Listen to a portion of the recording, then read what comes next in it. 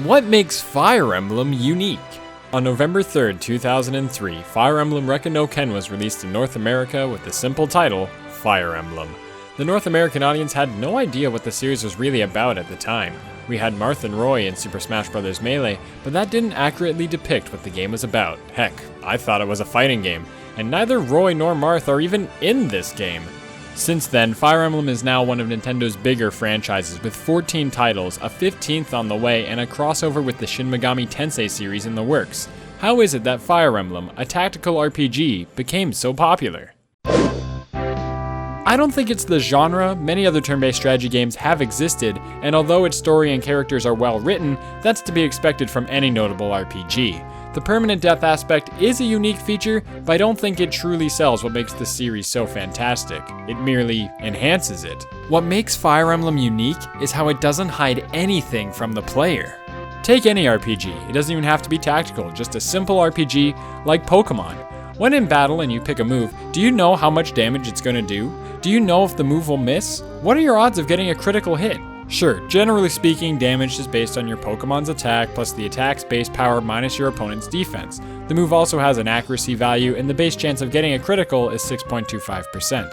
But the game doesn't actually give you this information at all times. Most RPGs usually don't. In fact, I'd go as far to say they never do. You often have to guess, calculate, or research these numbers. Remember, you don't actually know your opponent's defense stat either, so even with the game's numbers, there are wildcards in the mix. This is where Fire Emblem differs. For those who haven't played, when you go to attack an enemy in Fire Emblem, before you initiate the attack, the game tells you exactly how everything could play out. You get 3 pieces of information for both your attack and your opponent's counterattack: the damage, the hit chance, and the chance of a critical hit. Now I understand that may seem simple, but keep in mind you only have the hit chances and the chances of a critical hit. You have no idea how the fight will actually turn out. When the game says, let's say, 75% hit chance, do you believe that it's going to hit? What if your opponent has merely a 40% hit chance, but you know that his attack, if it hits, will be enough to defeat your unit?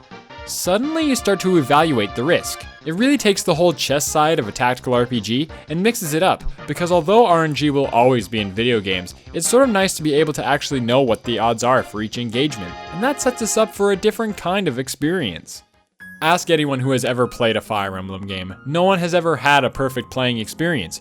We've all had those moments where a character with 5% chance of getting a critical hit actually gets it and takes out our unit.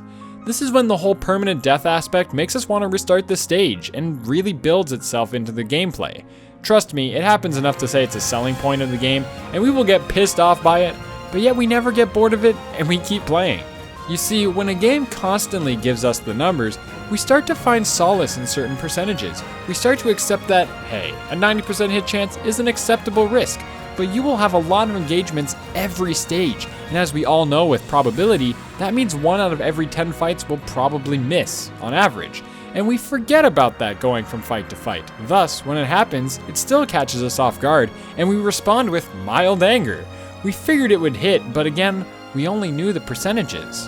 Misses and random critical hits are the bane of any RPG player. We know that it's completely random, but we often just forget about it. Yeah, not knowing these numbers has its advantages as well, such as giving that first attack on a boss a sense of mystery and discovery, since you don't know what their stats are like.